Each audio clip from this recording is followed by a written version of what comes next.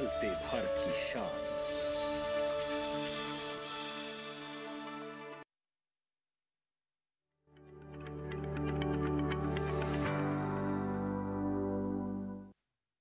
मेरे प्यारे परिवारजनों, नमस्कार। मन की बात में आपका एक बार फिर स्वागत है। ये एपिसोड ऐसे समय में हो रहा है जब पूरे देश में त्योहारों की उमंग है। आप सभी को आने वाले सभी त्योहारों की बहुत बहुत बधाइयाँ। साथियों, त्योहारों की इस उमंग के बीच दिल्ली की एक खबर से ही मैं मन की बात की शुरुआत करना चाहता हूँ। इस महीने की शुरुआत में गांधी जयंती के अवसर पर दिल्ली में खादी की रिकॉर्ड बिक्री हुई। यहाँ कॉनॉट प्लेस में एक ही खादी स्टोर में एक ही दिन में 1.5 करोड़ रुपये से ज्यादा का सामान लोगों ने खरीदा।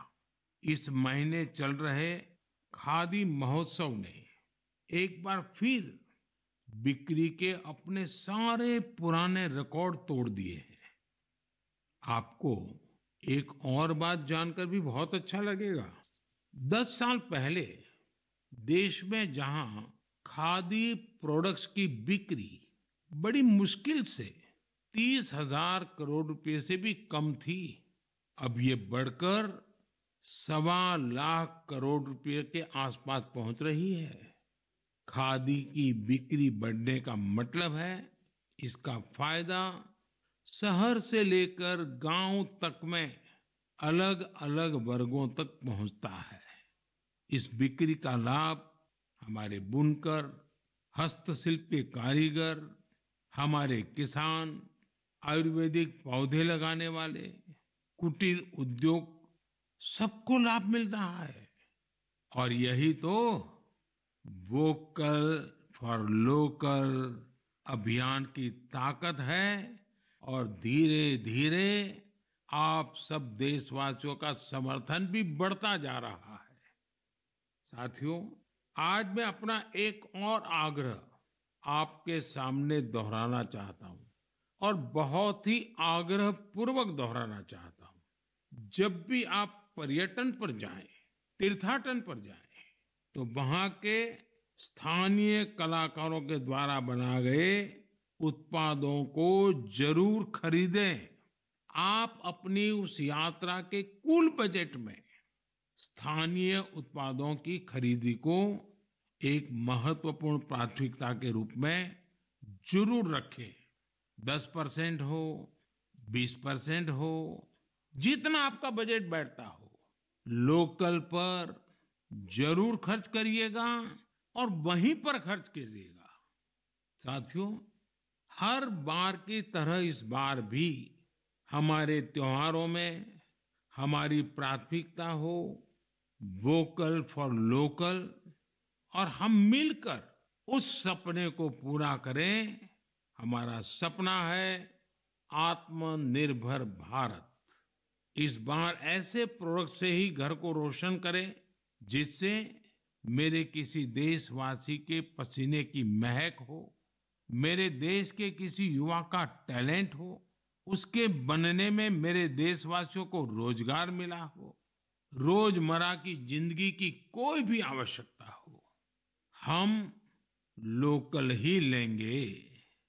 लेकिन आपको एक और बात पर गौर करना होगा। वोकल फॉर लोकल की ये भावना सिर्फ त्योहारों की खरीदारी तक के लिए सीमित नहीं है। और कहीं तो मैंने देखा है दिवाली का दिया लेते हैं और फिर सोशल मीडिया में डालते हैं वोकल फॉर लोकल। नहीं जी, वो तो शुरुआत है। हमें बहुत आगे बढ़ना है। जीवन की हर आवश्यकता हमारे देश में सब कुछ उपलब्ध है। ये विजन केवल छोटे दुकानदारों और रेहड़ी पटरी से सामान लेने तक सीमित नहीं है। आज भारत दुनिया का बड़ा मैन्युफैक्चरिंग हब बन रहा है। कई बड़े ब्रांड यहीं पर अपने प्रोडक्ट को तैयार कर रहे हैं। अगर हम उन प्रोडक्ट को अपनाते हैं तो मेक इन इंडिया को बढ़ावा मिलता है और ये भी लोकल के लिए वोकल ही होना होता है। और हाँ, ऐसे प्रोडक्ट को खरीदते समय हमारे देश की शान यूपीआई डिजिटल पेमेंट सिस्टम से पेमेंट करने के आग्रही बने, जीवन में आदत डालें और उस प्रोडक्ट के साथ या उस कारीगर के साथ सेल्फी नमो ऐप पर मेरे साथ शेयर करें, और वो भी मेड इन इंडिया स्मार्टफोन से। मैं उनमें से कुछ पोस्ट को सोशल मीडिया पर शेयर करूंगा ताकि दूसरे लोगों को भी वोकल फॉर लोकल की प्रेरणा मिले। साथियों, जब आप भारत में बने, भारतीयों द्वारा बनाए गए उत्पादों से अपनी दिवाली रोशन करेंगे, अपने परिवार की हर छोटी मोटी आवश्यकता लोकल से पूरी करेंगे, तो दिवाली की जगमगाहट ज्यादा बढ़ेगी ही बढ़ेगी, लेकिन उन कारीगरों की जिंदगी में एक नई दिवाली आएगी, जीवन की एक नई सुबह आएगी, उनका जीवन शानदार बनेगा। भारत को आत्मनिर्भर बनाइए, मेक इन इंडिया ही चुनते जाइए, जिससे आपके साथ साथ और भी करोड़ों देशवासियों की दिवाली शानदार बने, जानदार बने, रोशन बने, दिलचस्प बने। मेरे प्यारे देशवासियों, 31 अक्टूबर का दिन हम सभी के लिए बहुत विशेष होता है। इस दिन हमारे लौह पुरुष सरदार वल्लभ भाई पटेल की जन्म जयंती मनाते हैं। हम भारतवासी उन्हें कई वजहों से याद करते हैं और श्रद्धा पूर्वक नमन करते हैं। सबसे बड़ी वजह है देश की 580 से ज्यादा रियासतों को जोड़ने में उनकी अतुलनीय भूमिका। हम जानते हैं, हर साल 31 अक्टूबर को गुजरात में स्टैच्यू ऑफ यूनिटी पर एकता दिवस से जुड़ा मुख्य समारोह होता है। इस बार इसके अलावा दिल्ली में कर्तव्य पथ पर एक बहुत ही विशेष कार्यक्रम आयोजित हो रहा है। आपको याद होगा, मैंने पिछले दिनों देश के हर गांव से, हर घर से मिट्टी संग्रह करने का आग्रह किया था। हर घर से मिट्टी संग्रह करने के बाद उसे कलश में रखा गया और फिर अमृत कलश यात्राएं निकाली गई। देश के कोने कोने से एकत्रित की गई ये माटी, ये हजारों अमृत कलश यात्राएं अब दिल्ली पहुंच रही है। यहां दिल्ली में उस मिट्टी को एक विशाल भारत कलश में डाला जाएगा और इसी पवित्र मिट्टी से दिल्ली में अमृत वाटिका का निर्माण होगा। यह देश की राजधानी के हृदय में अमृत महोत्सव की भव्य विरासत के रूप में मौजूद रहेगी। 31 अक्टूबर को ही देश भर में पिछले 2.5 साल से चल रहे आजादी के अमृत महोत्सव का समापन होगा। आप सभी ने मिलकर इसे दुनिया में सबसे लंबे समय तक चलने वाले महोत्सव में से एक बना दिया। अपने सेनानियों का सम्मान हो या फिर हर घर तिरंगा, आजादी के अमृत महोत्सव में लोगों ने अपने स्थानीय इतिहास को एक नई पहचान दी है। इस दौरान सामुदायिक सेवा की भी अद्भुत मिसाल देखने को मिली है। साथियों, मैं आज आपको एक और खुशखबरी सुना रहा हूं, और विशेष करके मेरे नौजवान बेटे बेटियों को, जिनके दिलों में देश के लिए कुछ करने का जज्बा है, सपने हैं, संकल्प है। ये खुशखबरी देशवासियों के लिए तो है ही है। मेरे नौजवान साथियों, आपके लिए सविशेष है। 2 दिन बाद ही 31 अक्टूबर को एक बहुत बड़े राष्ट्रव्यापी संगठन की नींव रखी जा रही है, और वो भी सरदार साहब की जन्म जयंती के दिन। इस संगठन का नाम है मेरा युवा भारत, यानी माय भारत। माय भारत संगठन भारत के युवाओं को राष्ट्र निर्माण के विभिन्न आयोजनों में अपनी सक्रिय भूमिका निभाने का अवसर देगा। ये विकसित भारत के निर्माण में भारत की युवा शक्ति को एकजुट करने का एक अनोखा प्रयास है। मेरा युवा भारत की वेबसाइट माय भारत भी शुरू होने वाली है। मैं युवाओं से आग्रह करूंगा, बार बार आग्रह करूंगा कि आप सभी मेरे देश के नौजवान, आप सभी मेरे देश के बेटे बेटी mybharat.gov.in पर रजिस्टर करें और विभिन्न कार्यक्रम के लिए साइन अप करें। 31 अक्टूबर को पूर्व प्रधानमंत्री श्रीमती इंदिरा गांधी जी की पुण्यतिथि भी है। मैं उन्हें भी भावभीनी श्रद्धांजलि अर्पित करता हूं। मेरे परिवारजनों, हमारा साहित्य, लिटरेचर एक भारत श्रेष्ठ भारत की भावना को प्रगाढ़ करने के सबसे बेहतरीन माध्यमों से एक है।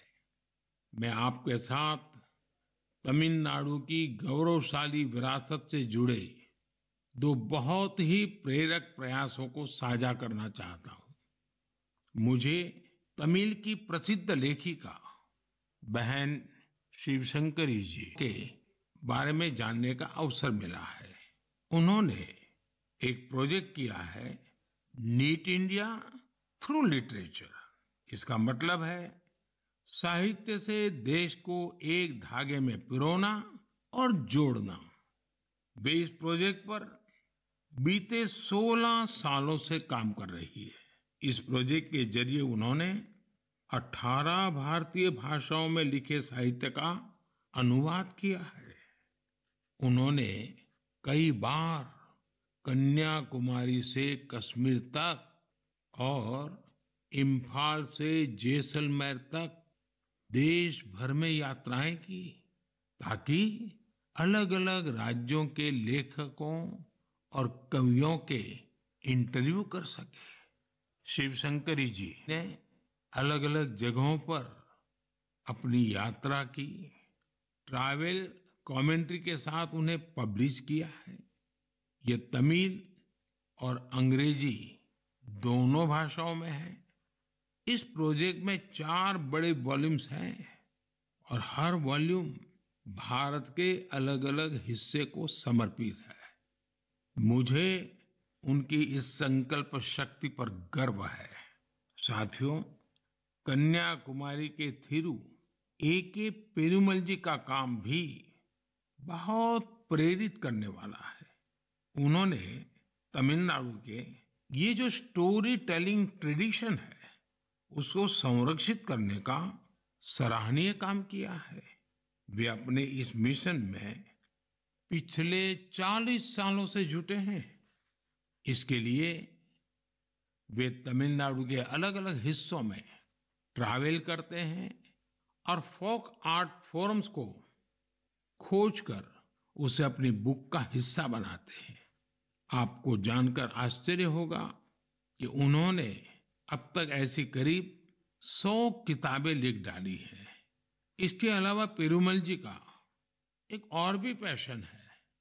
तमिलनाडु के टेम्पल कल्चर के बारे में रिसर्च करना उन्हें बहुत पसंद है। उन्होंने लेदर पपेट्स पर भी काफी रिसर्च की है, जिसका लाभ वहां के स्थानीय लोक कलाकारों को हो रहा है।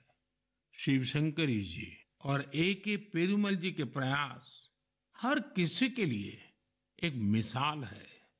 भारत को अपनी संस्कृति को सुरक्षित करने वाले ऐसे हर प्रयास पर गर्व है जो हमारी राष्ट्रीय एकता को मजबूती देने के साथ ही देश का नाम, देश का मान सब कुछ बढ़ाए। मेरे परिवारजनों, आने वाले 15 नवंबर को पूरा देश जनजातीय गौरव दिवस मनाएगा। ये विशेष दिन भगवान बिरसा मुंडा की जन्म जयंती से जुड़ा है। भगवान बिरसा मुंडा हम सबके हृदय में बसे हैं। सच्चा साहस क्या है और अपनी संकल्प शक्ति पर अड़िग रहना किसे कहते हैं, ये हम उनके जीवन से सीख सकते हैं। उन्होंने विदेशी शासन को कभी स्वीकार नहीं किया। उन्होंने ऐसे समाज की परिकल्पना की थी जहां अन्याय के लिए कोई जगह नहीं थी। वे चाहते थे कि हर व्यक्ति को सम्मान और समानता का जीवन मिले। भगवान बिरसा मुंडा ने प्रकृति के साथ सद्भाव से रहना, इस पर भी हमेशा जोर दिया। आज भी हम देख सकते हैं कि हमारे आदिवासी भाई बहन प्रकृति की देखभाल और उसके संरक्षण के लिए हर तरह से समर्पित है। हम सबके लिए हमारे आदिवासी भाई बहन का ये काम बहुत बड़ी प्रेरणा है। साथियों, कल यानी 30 अक्टूबर को गोविंद गुरु जी की पुण्यतिथि भी है। हमारे गुजरात और राजस्थान के आदिवासी और वंचित समुदायों के जीवन में गोविंद गुरु जी का बहुत विशेष महत्व रहा है। गोविंद गुरु जी को भी मैं अपनी श्रद्धांजलि अर्पित करता हूँ। नवंबर महीने में हम मानगढ़ नरसंहार की बरसी भी मनाते हैं। मैं उस नरसंहार में शहीद मां भारती की सभी संतानों को नमन करता हूँ। साथियों, भारतवर्ष में आदिवासी योद्धाओं का समृद्ध इतिहास रहा है। इसी भारत भूमि पर महान तिलका मांझी ने अन्याय के खिलाफ बिंगुल फूंका था। इसी धरती से सिद्धो कान्हू ने समानता की आवाज उठाई। हमें गर्व है कि जन योद्धा टंट्या भील ने हमारी धरती पर जन्म लिया। हम शहीद वीर नारायण सिंह को पूरी श्रद्धा के साथ याद करते हैं, जो कठिन परिस्थितियों में अपने लोगों के साथ खड़े रहे। वीर रामजी गोंड हो, वीर गुंडा धूर हो, भीमा नायक हो, उनका साहस आज भी हमें प्रेरित करता है। अल्लूरी सीताराम राजू ने आदिवासी भाई बहनों में जो अलग जगाई, उसे देश आज भी याद करता है। नॉर्थ ईस्ट में कियांग नोबांग और रानी गाइदिन्ल्यू जैसे स्वतंत्रता सेनानियों से भी हमें काफी प्रेरणा मिलती है। आदिवासी समाज से ही देश को राजमोहिनी देवी और रानी कमलापति जैसी वीरांगनाएं मिली। देश इस समय आदिवासी समाज को प्रेरणा देने वाली रानी दुर्गावती जी की 500वीं जयंती मना रही है। मैं आशा करता हूं कि देश के अधिक से अधिक युवा अपने क्षेत्र की आदिवासी विभूतियों के बारे में जानेंगे और उनसे प्रेरणा लेंगे। देश अपने आदिवासी समाज का कृतज्ञ है, जिन्होंने राष्ट्र के स्वाभिमान और उत्थान को हमेशा सर्वोपरि रखा है। मेरे प्यारे देशवासियों, त्योहारों के इस मौसम में इस समय देश में स्पोर्ट्स का भी परचम लहरा रहा है। पिछले दिनों एशियन गेम्स के बाद पैरा एशियन गेम्स में भी भारतीय खिलाड़ियों ने जबरदस्त कामयाबी हासिल की है। इन खेलों में भारत ने 111 मेडल जीतकर एक नया इतिहास रच दिया है। मैं पैरा एशियन गेम्स में हिस्से लेने वाले सभी एथलीट्स को बहुत बहुत बधाई देता हूं। साथियों, मैं आपका ध्यान special Olympics world summer games की ओर भी ले जाना चाहता हूं। इसका आयोजन बर्लिन में हुआ था। ये प्रतियोगिता हमारे इंटेलेक्चुअल डिसेबिलिटीज वाले एथलीटों की अद्भुत क्षमता को सामने लाती है। इस प्रतियोगिता में भारतीय दल ने 75 गोल्ड मेडल सहित 200 पदक जीते। रोलर स्केटिंग हो, बीच वॉलीबॉल हो, फुटबॉल हो या लॉन टेनिस, भारतीय खिलाड़ियों ने मेडल्स की झड़ी लगा दी। इन पदक विजेताओं की लाइफ जर्नी काफी इंस्पायरिंग रही है। हरियाणा के रणवीर सैनी ने गोल्फ में गोल्ड मेडल जीता है। बचपन से ही ऑटिज्म से जूझ रहे रणवीर के लिए कोई भी चुनौती गोल्फ को लेकर उनके जुनून को कम नहीं कर पाई। उनकी माँ तो यहां तक कहती हैं कि रणवीर की वजह से परिवार में आज सब गोल्फर बन गए हैं। पुडुचेरी के 16 साल के टी विशाल ने 4 मेडल जीते। गोवा की सिया सरोदे ने पावर लिफ्टिंग में 2 गोल्ड मेडल सहित 4 पदक अपने नाम किए। 9 साल की उम्र में अपनी मां को खोने के बाद भी उन्होंने खुद को निराश नहीं होने दिया। छत्तीसगढ़ के दुर्ग के रहने वाले अनुराग प्रसाद ने पावर लिफ्टिंग में 3 गोल्ड और 1 सिल्वर मेडल जीता है।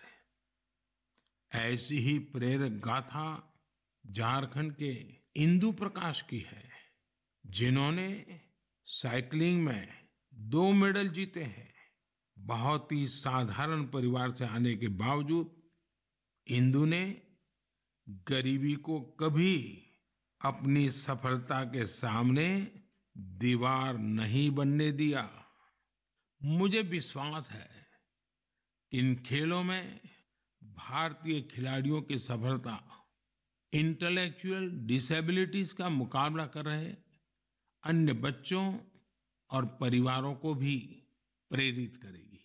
मेरी आप सबसे भी प्रार्थना है, आपके गांव में, आपके गांव के अगल बगल में ऐसे बच्चे जिन्होंने इस खेलकूद में हिस्सा लिया है या विजयी हुए हैं, आप सपरिवार उनके साथ जाइए, उनको बधाई दीजिए और कुछ पल उन बच्चों के साथ बिताइए।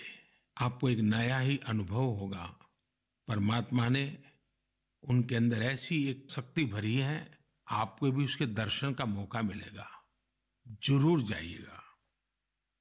मेरे परिवारजनों, आप सभी ने गुजरात के तीर्थ क्षेत्र अंबाजी मंदिर के बारे में तो अवश्य ही सुना होगा। यह एक महत्वपूर्ण शक्तिपीठ है, जहां देश विदेश से बड़ी संख्या में श्रद्धालु मां अंबे के दर्शन के लिए पहुंचते हैं। यहाँ गब्बर पर्वत के रास्ते में आपको विभिन्न प्रकार की योग मुद्राओं और आसनों की प्रतिमाएं दिखाई देगी। क्या आप जानते हैं कि इन प्रतिमाओं की खास क्या बात है? दरअसल ये स्क्रैप से बने स्कल्पचर हैं, यानी एक प्रकार से कबाड़ से बने हुए, और जो बेहद अद्भुत है, यानी ये प्रतिमाएं इस्तेमाल हो चुकी कबाड़ में फेंक दी गई पुरानी चीजों से बनाई गई हैं।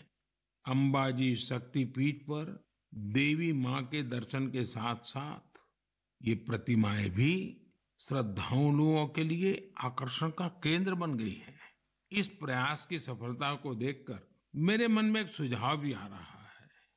हमारे देश में बहुत सारे ऐसे लोग हैं जो वेस्ट से इस तरह की कलाकृतियां बना सकते हैं। तो मेरा गुजरात सरकार से आग्रह है, वो एक प्रतियोगिता शुरू करे और ऐसे लोगों को आमंत्रित करे। ये प्रयास गब्बर पर्वत का आकर्षण बढ़ाने के साथ ही पूरे देश में वेस्ट टू वेल्थ अभियान के लिए लोगों को प्रेरित करेगा। साथियों, जब भी स्वच्छ भारत और वेस्ट टू वेल्थ की बात आती है तो हमें देश के कोने कोने से अनगिनत उदाहरण देखने को मिलते हैं। असम के कामरूप मेट्रोपॉलिटन डिस्ट्रिक्ट में अक्षर फोरम इस नाम का एक स्कूल बच्चों में सस्टेनेबल डेवलपमेंट की भावना भरने का, संस्कार का एक निरंतर काम कर रहा है। यहाँ पढ़ने वाले विद्यार्थी हर हफ्ते प्लास्टिक वेस्ट जमा करते हैं, जिसका उपयोग इको फ्रेंडली ईंटें और चाबी की चेन जैसे सामान बनाने में होता है।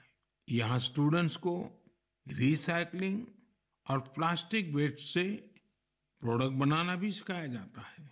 कम आयु में ही पर्यावरण के प्रति ये जागरूकता इन बच्चों को देश का एक कर्तव्यनिष्ठ नागरिक बनाने में बहुत मदद करेगी। मेरे परिवारजनों, आज जीवन का कोई ऐसा क्षेत्र नहीं जहां हमें नारी शक्ति का सामर्थ्य देखने को नहीं मिल रहा हो। इस दौर में जब हर तरफ उनकी उपलब्धियों को सराहा जा रहा है तो हमें भक्ति की शक्ति को दिखाने वाली एक ऐसी महिला संत को भी याद रखना है जिसका नाम इतिहास के सुनहरे पन्नों में दर्ज है।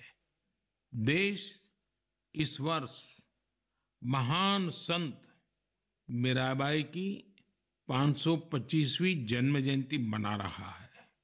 वो देश भर के लोगों के लिए कई वजहों से एक प्रेरणा शक्ति रही है। अगर किसी की संगीत में रुचि हो तो वो संगीत के प्रति समर्पण का बड़ा उदाहरण ही है। अगर कोई कविताओं का प्रेमी हो तो भक्ति रस में डूबे मीराबाई के भजन उसे अलग ही आनंद देते हैं। अगर कोई दैवीय शक्ति में विश्वास रखता हो तो मीराबाई का श्री कृष्ण में लीन हो जाना उसके लिए एक बड़ी प्रेरणा बन सकता है। मीराबाई संत रविदास को अपना गुरु मानती थी। वो कहती भी थी, गुरु मिलिया रैदास दीनी ज्ञान की गुटकी। देश की माताओं, बहनों और बेटियों के लिए मीराबाई आज भी प्रेरणा पुंज है। उस कालखंड में भी उन्होंने अपने भीतर की आवाज को ही सुना और रूढ़िवादी धारणाओं के खिलाफ खड़ी हुई। एक संत के रूप में भी वे हम सबको प्रेरित करती है। वे भारतीय समाज और संस्कृति को तब सशक्त करने के लिए आगे आई जब देश कई प्रकार के हमले झेल रहा था। सरलता और सादगी में कितनी शक्ति होती है, ये हमें मीराबाई के जीवन काल से पता चलता है। मैं संत मीराबाई को नमन करता हूं। मेरे प्यारे परिवारजनों, इस बार मन की बात में इतना ही।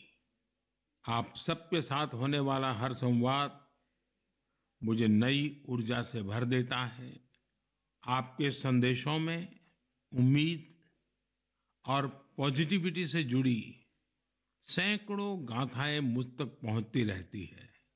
मेरा फिर से आपसे आग्रह है, आत्मनिर्भर भारत अभियान पर बल दें, स्थानीय उत्पाद खरीदें, लोकल के लिए वोकल बने। जैसे आप अपने घरों को स्वच्छ रखते हैं, वैसे ही अपने मोहल्ले और शहर को स्वच्छ रखें। और आपको पता है, 31 अक्टूबर सरदार साहब की जयंती देश एकता के दिवस के रूप में मनाती है। देश के अनेक स्थानों पर रन फॉर यूनिटी के कार्यक्रम होते हैं। आप भी 31 अक्टूबर को रन फॉर यूनिटी के कार्यक्रम को आयोजित करें। बहुत बड़ी मात्रा में आप भी जुड़े, एकता के संकल्प को मजबूत करें। एक बार फिर मैं आने वाले त्योहारों के लिए अनेक अनेक शुभकामनाएं देता हूं। आप सभी परिवार समेत खुशियां मनाएं, स्वस्थ रहें, आनंद में रहे, यही मेरी कामना है। और हाँ, दिवाली के समय कहीं ऐसी गलती ना हो जाए कि कहीं आग की कोई घटनाएं हो जाए, किसी के जीवन को खतरा हो जाए। तो आप जरूर संभालिए, खुद को भी संभालिए और पूरे क्षेत्र को भी संभालिए। बहुत बहुत शुभकामनाएं, बहुत बहुत धन्यवाद।